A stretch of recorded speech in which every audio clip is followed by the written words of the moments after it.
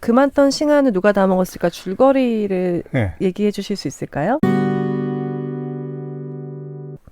글쎄, 근데 줄거리는 그냥 뭐 어린 시절부터 쭉 그런 거 자기가 살아온 과정을 쭉 얘기했던 것 같아요. 어렸을 때 맞아요. 자기네 박적골이라는 거를 네. 쭉 소개를 하잖아요. 네. 그러면서 여기서 뭐 유리라는 걸 처음 봤다. 서울 와서. 네, 그다음에 좀 아버지를 일찍 잃었잖아요. 근데 아버지가 맞아요. 사실은 맹장이었었는데 네. 그 옛날 사람들이 그걸 몰라가지고 네. 구술한 거잖아요. 네. 그렇죠. 그래서 사실은 이제 남편이 죽었으니까 그 사실 이 책은 박완서가 주인공이 아니고요. 엄마가 주인공이에요. 네. 제가 볼 때 박완서의 엄마가 보통 사람이 아니잖아요. 아, 저도 진짜 그러니까. 얘기하고 싶었어요. 어, 어머니에 대해서. 어머니가 네. 주인공이에요. 그래서 네. 어머니가 완전 신여성이죠. 어떤 면에서. 네.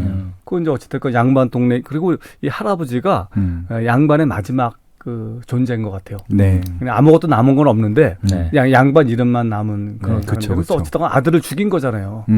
예? 아들을 죽인 거잖아요. 그러니까 이분이 이제 야 우리 아들을 이렇게 키워서는 안 되겠다 해서 큰 아들을 일찌감치 이제 네. 현조동으로 데리고 유학을 오고, 시키고 유학을 서울로. 시키고. 예. 그다음에 어찌됐건 그러니까 중간에 애가 셋이 있었는데 다 죽은 거잖아요. 그래가지고 10살 차이 나는 이 박완서를 초등학교 1학년 때인가 데리고 온 거잖아요. 사실. 네. 네. 근데 지금 보면 그 할아버지 입장에서는 얼마나 괘씸했겠어요. 맏며느리가 그렇죠. 사실은 그 고향을 저버리고 네. 간 거잖아요. 사실은. 시부모님도 안 모시고. 그렇죠. 그러면서 네. 그 과정에서 이제 애 눈으로 본 거잖아요. 네. 근데 보면 어머니가 되게 독특하잖아요. 보면 어머니가 네. 막 약간 네. 이중적, 삼중적 구조를 갖고 있잖아요. 막. 네, 맞아요. 뭐 아래 것들, 뭐 쌍놈들 한 다음에 뭐 네. 사실 보면 또 이상한 짓도 하고 위장 전입도 막. 되게 전략적이신 분이세요.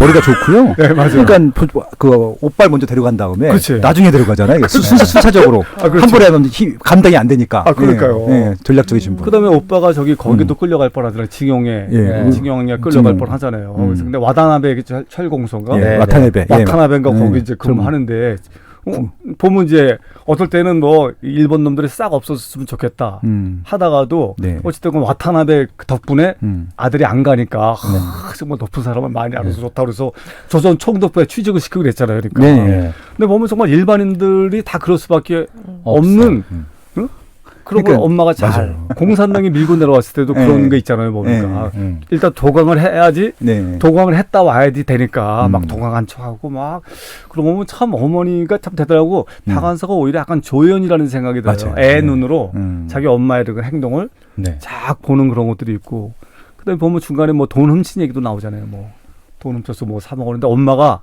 얘기를 안 하잖아. 네.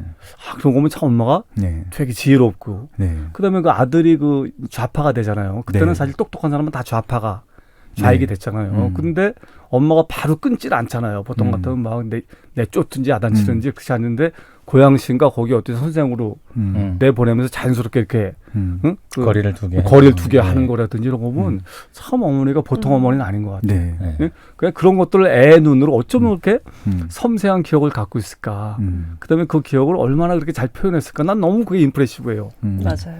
그래서 난 잘 묻고 싶은 것 중에 하나가 어떤 장면에 제일 공감이 되느냐라는 질문 같은 거 좀 던지고 싶어요. 저도 이렇게 막 인상 깊은 장면들을 한번 다 읽고 나서 생각나는 대로 한번 이렇게 적어봤거든요. 몇 개 있는데 일단 새빵살이 규칙 얘기할 때 뭐였었죠? 난 잘 기억이 안 나. 새빵살이 규칙이 예. 일단 하나 기억나는 건 안집에서 화장실을 다 쓰면 그 다음에 써라. 정말 그런 것까지 있었거든요. 당시에는. 그러니까 박완서 작가님이 이제 서울로 가게 됐는데 네. 자긴 서울 간다 그래서 좀 좋은 데 갈 줄 알았죠. 맞아요. 그래서 이제 엄마가 데려가니까 내가 이제 드디어 서울을 가는구나 하고 갔더니 정말 산골 동네 산동네 동네 그런 집도 없을 만한데 그것마저도 새빵살이었던 거죠. 네. 근데 엄마도 눈치를 보면서 애를 하나를 더 데리고 오는 게 그렇게 눈치 보이는데 그래도 완서를 데려온 거예요. 네.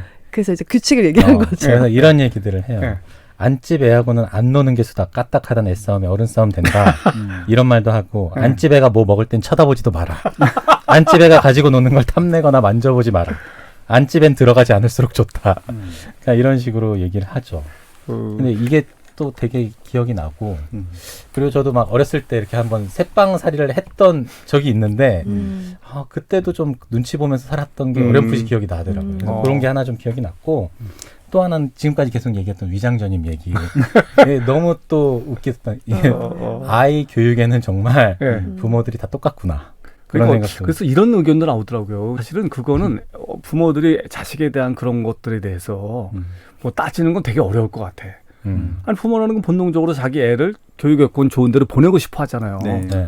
그럼 사실은 나는 아니 이게 보니까 그게 몇 년대 이게 20년, 30년 될 거 아니 30년 될 것 같거든요. 네. 30년대도 위장 전입을 한 거잖아요. 네. 매동 국민학교를 보내려고 네. 그러니까. 현조등에서 못 가니까 사직동으로. 사직동으로 위장 전입을 한 거잖아요. 근데 지금 이게 앞으로 없어지겠냐 이거지. 그래서 난 예를 들면 그런 것들도 그래서 저 같은 경우 제일 인상적인 장면이 그 기차 개성역에 소풍을 갔잖아요. 네. 예. 근데 할머니가 그 송편을 맞아요. 잔뜩 싸갖고 잔뜩 온 싸갖고. 거잖아요. 그래서 내봉다리. 내보다리. 내 보따리. 어. 근데 할머니가 막 완사 하는데 창피해갖고 네. 막 친구 사이에 숨었잖아요. 근데 할머니는 한국말을 못 알아니까 일본어로까지 불러요. 단서가 그렇게까지 모른 척 하는데. 아, 그러니까 말이야. 예? 근데 저도 그냥 난 성격적으로 이분이 혼자서 걸어 다니잖아요.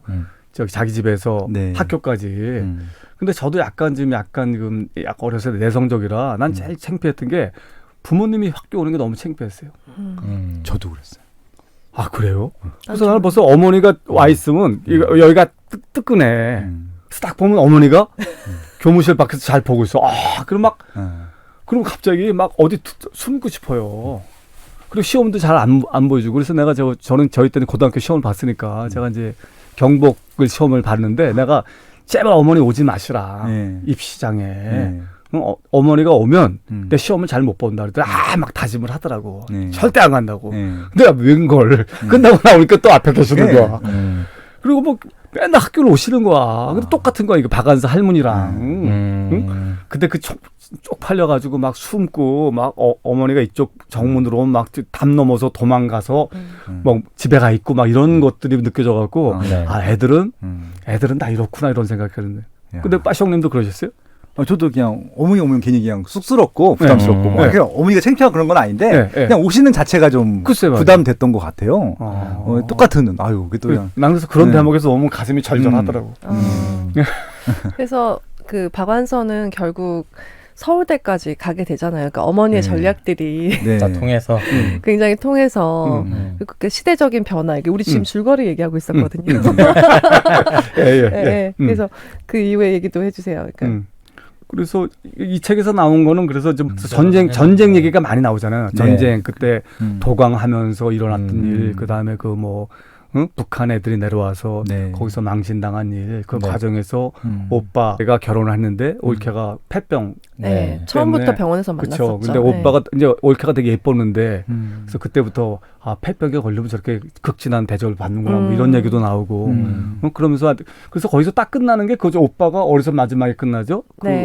그래서 오빠가 총 맞아서 다리에 다리에 총을 맞았죠. 그래서 다리에 총을 맞아서 그러니까 구루마에 싣고 뭐 왔다리 갔다리 하고 막 그렇죠. 피해 보려고 이제 다시 집으로 돌아와서 그러니까 강이 끊겨가지고 돌아가려고 그러니까 남하를 하려고 했으나 하지를 못하고 피난을 가려고 했는데 못 가는 거죠. 막 오빠는 다리를 막 피를 흘리고 엄마도 또 몸이 별로 안 좋고 짐은 많고 막 그러니까 박완서 선생님 막 그걸 이고지고 가려고 하다가 포기하고 다시 현저동으로 그냥 들어가서 노을지는 그 달동네니까 높잖아요 지대가. 그래서 노을지는 그 서울을 바라보면서 아 그래 내가 이거를 글로 써야겠다라고 뭔가 좀 숙명처럼 느끼는 그렇게 내가 남기는 것만이 이 위기를 어떻게 삼킬 수 있는 방법이겠다라고 좀 깨닫는 순간 숙명처럼 그렇게 하고 갑자기 끝나요. 오빠가 살았는지 죽었는지도 없고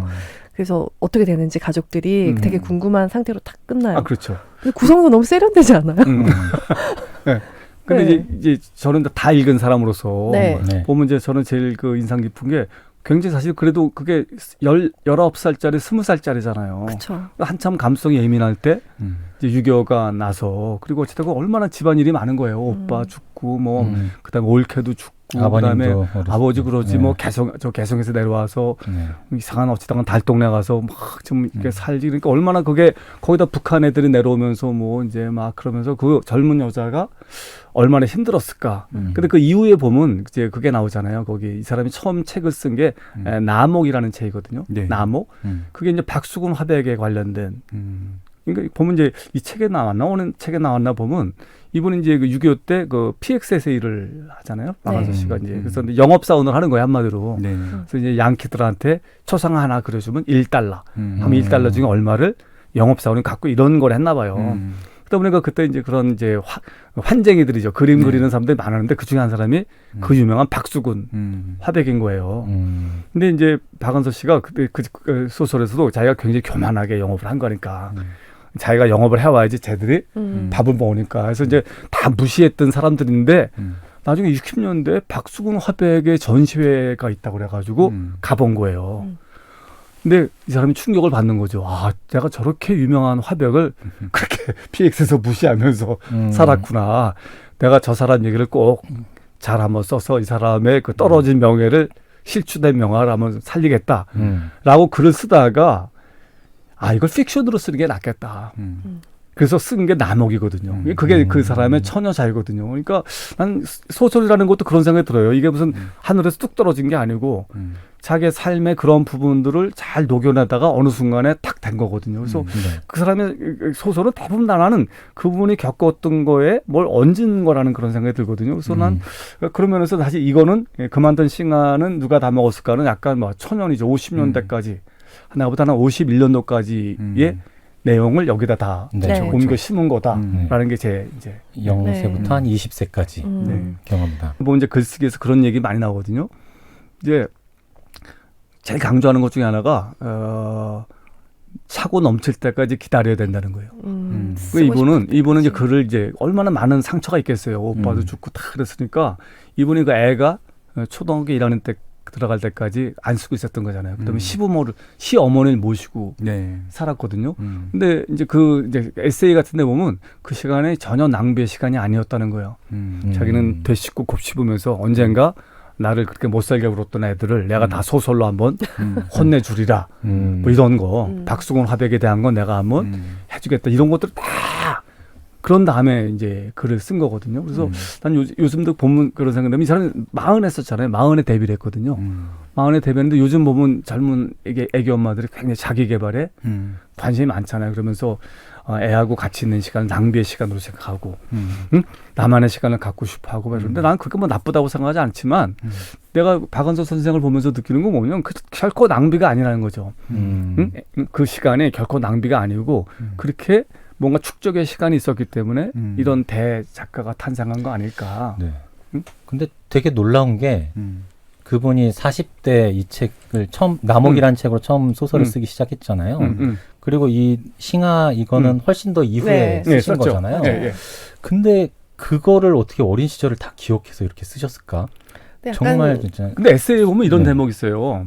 자기는 기억력이 좋은 사람은 아닌데 그 순간의 그런 감정 같은 거는 정확하게 기억한다는 거예요. 그러니까요. 그런 것도. 근데 저도 사실 약간 그런 성향이 있거든요. 저도 기억력이 좋은 사람이 아니고 굉장히 기억력이 나쁜데 그런 순간순간의 그런 기억들은 감정은 잊어지지 않는 게 되게 많아요. 그리고 하나만 좀 소개를 드리면 제가 그 중학교를 이대 부중이라는 데 들어갔어요. 이제 그 당시엔 저는 그 북가자동이라는 동네에 살았는데 거기서는 사실 이대 부중 갈 확률이 높지 않고 다 그때 뭐 대신, 휘문 이런 데 가는데 이상하게 나는 이대 부중이라고 굉장히 작고 거의 가는 애가 없는. 그래서 우리 초등학교에서 3명인가 밖에 안 갔어요, 거기를. 교통이 굉장히 이제 안 좋은 그런 학교였는데 4, 5, 6학년을 다 남자애들끼리 있다가 처음으로 여자애하고 이제 합반이 된 건데 너무 이상한 건 나는 내 앞에 여자애가 있고 내 뒤에도 여자애가 있는 게. 근데 여자애들이 훨씬 우리보다 조숙하거든요. 그렇죠. 내 앞에 있는 애가 그래서 내가 3일 동안 도시락을 못 먹었어요. 왜요? 아, 부끄러워서. 긴장돼서. 얘들하고 어떻게 도시락을 못 먹었어요. 남녀가 유별한데 어떻게 한 반에서 아니 같이. 그게 배고팠겠다. 그게 무슨 감정? 그래서 우리 어머니가 그러더라고. 너는 왜 밥을 안 먹고 왔냐고. 그래서 막 속이 안 좋다고 그랬지만 사실은 내가 도저히 먹을 수 있는 상황이 아니었어요. 근데 말을 한 번도 섞지 않다가 내 앞에 어떤 까무잡잡한 여자애가 곱슬머리 여자애가 고무 좀 빌려달라니까 고무줄 지우개를. 근데 내가 답을 못했어요. 얼굴이 뻘개져가고. 귀여워. 그런 감정들이 기억에 남는. 그러니까 나 이게 보면 다 그런 것들이잖아 사실은요. 그래서 뭐 나는 조금 이해할 수 있는 것 같아요. 근데 저는 어떤 생각이 드냐면 박완서 선생님은 천재였다는 생각이 들어요. 그래서 이제 자신은 내가 기억에 의존해서 이 일을 쓴다. 그래서 정확치 않을 것이다라고 말씀하시는데 다른 사람의 뇌를 모르시잖아요. 박완서 선생님. 그러니까 본인 기준, 당신 기준, 네. 이게 내가 기억력이 그렇게 좋은 편은 아니다라고 얘기하지만 이거를 써 내려갈 수 있다는 것은 일반적이진 않을 것 같아요. 그러니까 뭐 3대 거짓말이 있잖아요. 할머니 할아버지 일찍 돌아가고 싶다는 얘기랑 노처녀 노총각들이 결혼하고 싶지 않다는 얘기랑 서울대 나온 사람들이 기억력이 안 좋다는 말은 다 거짓말이거든요. 네. 서울대 나오셨어요? 그러니까. 네. 재수 없어요, 진짜. 속 시원해. 그러니까 도저히 납득이 안 되는데 어떻게 50세, 60세 되셔서 글을 쓰셨는데 그거를 이렇게 선명하게 그리시죠. 그러니까 지금도 이제 동문들을 많이, 저도 이제 50이 됐는데 서울대 간 친구들하고도 이제 고등학교 친구들인데 가끔 보잖아요. 뇌가 달라요. 맞아요. 기억력이 달라요. 네. 신기하더라고요. 근데 다른 애들은 전혀 기억을 못 하는데 걔네들은 수업실에 있었던 정말 사소한 기억까지 다 얘기를 해줘요. 내가 그랬냐? 그런 막. 네. 내가? 그랬다고? 그런 차이가 있는 것 같아요. 아니, 그건 학교 차이가 아니고 개인 차이야. 네. 그러니까요. 근데 대부분 서울대 나오신 분들이 좀 기억력이 뛰어난 것 같긴 해요. 네. 네. 그래서 어떻게 근데 이 당시에도 이렇게 상세하게 쓴 것에 대해서 사람들이 굉장히 궁금했었나 봐요. 인터뷰를 한 거예요. 어떻게 습작도 없이 이런 장편을 쓸 수가 있냐 갑자기. 갑자기 진짜 애들 보다가 40살에. 그러니까 하시는 말씀이 책을 많이 읽으면 됩니다. 라고 하셨대요. 네. 그리고 이분이 사실 처음에 쓴 책, 이 책인가가 이게 그냥 쓴 게 아니고 무슨 여성지에 맞아요. 연재를 한 거거든요. 맞아요. 연재한 거고. 등단을 했죠. 네, 등단하고 이분은 어쨌든 근데 책을 많이 읽은 사람이고 어머니가 탁월한 스토리텔러잖아요. 맞아요. 장화 홍련전이니 뭐니 해서 그래서 어머니가 얘기를 하면은 그 동네 여자들이 다 와서 그 얘기를 들었다는 거잖아요. 그다음에 어머니가 글도 잘 썼잖아요. 그래서 편지 대필을 해줬잖아요. 유일하게 글을 읽고 쓸 수 있는 그 동네에서. 그러니까 말이야. 네. 최고의 권력을 갖고 계시던 분이니까 그런 영향도 좀 받으셔서. 근데 난 그게 너무 중요하다고 생각하는 게 괴테 같은 사람들 이렇게 보면요. 네. 괴테도 이렇게 그런 걸 많이 이제 어머니 이런 책도 많이 읽고 했다는데 괴테 같은 사람은 뭐라고 얘기하냐면 이제 그러니까 제가 얘기하고 싶은 거는 이런 많은 얘기를 듣는 거에 그런 파워를 얘기하는 거거든요. 난 박완서라는 사람 뒤에는 박완서 어머니가 그런 얘기를 엄청나게 잘하는 사람이고 그다음에 이제 괴테 얘기를 들으면 창의성이라는 것은 종교에 대한 저항이라는 거야. 그러니까 결말에 얘기하지 않는 거야. 그럼 우리가 막 이렇게 상상해 나갈 필요하네요. 그래서 이렇게 끝내신 거구나. 글쎄요. 이것도 보면 그렇잖아요. 되게 세련됐잖아요. 그러니까 괴테의 부모님이 어떤 스토리텔링을 하다가 멈추고 그 뒷얘기를 결과를 얘기 안 해줬대요. 그러니까요. 그러니까 뭐 백설공주가 행복하게 살았답니다라는 얘기를 안 해주고 만약에 비스트를 만났다, 야수를 만났는데 이렇게 얘기하면 어떻게 됐는데요? 그래서 어떻게 됐는데요? 그다음 어떻게 됐을지 한번 네가 얘기해 볼래? 이렇게 하셨대요. 전형적인 미드 작법이잖아요. 그래서 보게 하는 넷플릭스. 그렇지. 제가 한번 애들한테 했더니 애들이 짜증을 못 참아. 잘 작동하지 않아요? 네. 엄마 왜 그러는 거예요? 빨리 끝까지 얘기해주거나 빨리 끝까지 읽어줘 막 이러더라고요. 범인들은 못 참아요 그런 거. 결론을 빨리 알려주길 바라지. 근데 아무튼 한국 대표님 말씀 100% 공감한 게 이 책은 어머니 주인공이 맞고 맞아요. 이 박완서님이 이런 특별한 능력을 가졌던 것들도 저는 결국 가정교육의 결과라고 봐지고요. 그러니까 진짜 신여성이신 게 맞고 의사결정이 보통 분이 아니잖아요. 그러니까 이분은 진짜 단순하게 개성에서 서울로 이사 온 것이 아니라 기존에 있는 거대한 그것들을 다 어떻게 보면은 반항일 수도 있고 거부일 수도 있고 아니면 뛰어넘을 수도 완전히 혁명이잖아요. 서울 왔다는 자체가 그 시절에 남자도 아니고 여자분이셨어요. 그게 정말 대단한 저는 선택이었다고 생각을 해요. 저희가 82년생 김지영을 다뤘을 때도 처음에 어릴 때를 보면 겸상을 안 해요. 여성, 남성이. 근데 박완서 작가님의 어머니는 먹는 것부터도 똑같이 해주시거든요. 그 시절에. 그런 거 보면은 정말 대단하신 분이에요. 입는 거 차별을 안 했다고 해서 뭐라고 동네 사람들이 뭐라고 그러잖아요. 그러니까 입을 갖다가 귀하게 입만 갖고 살 애라고. 맞아요. 그 장면 나오죠. 먹는 걸 차별 안 했기 때문에. 그러니까 너무 대단하신 것 같아요. 그래서 지금 그 많던 시간은 누가 다 먹었을까 이거는 읽어보셔야 돼요. 왜냐하면 글을 너무 잘 쓰셨기 때문에. 맞아요. 그래서 제가 얼마 전에 되게 감사한 일이 있었는데 그 감사함이 되게 특별한데 표현을 못 하겠는 거예요. 그래서 박완서 선생님이 이 감사함을 잘 표현했을 텐데 이런 생각이 들 정도로 어쩜 이런 표현력이 있을까? 이 시대가 이렇게 지나도 이렇게 공감할 수 있는 표현력 가질 수 있을까? 정말 놀라운 작가님인 것 같고 그래서 꼭 읽어보셨으면 좋겠고 지금 저희 시간이 다 되어서 뭔 얘기를 했는데 어린 시절 시간이 같이. 이제 그만둔 시간 누가 다 먹었을까 조금 더 이 얘기 나눌 수 있지만 이제 이후의 삶도 2부에서 좀 다뤄보면 좋을 것 같습니다. 네. 네. 좋습니다. 2부에서 또 뵙겠습니다. 감사합니다. 감사합니다. 감사합니다. 네.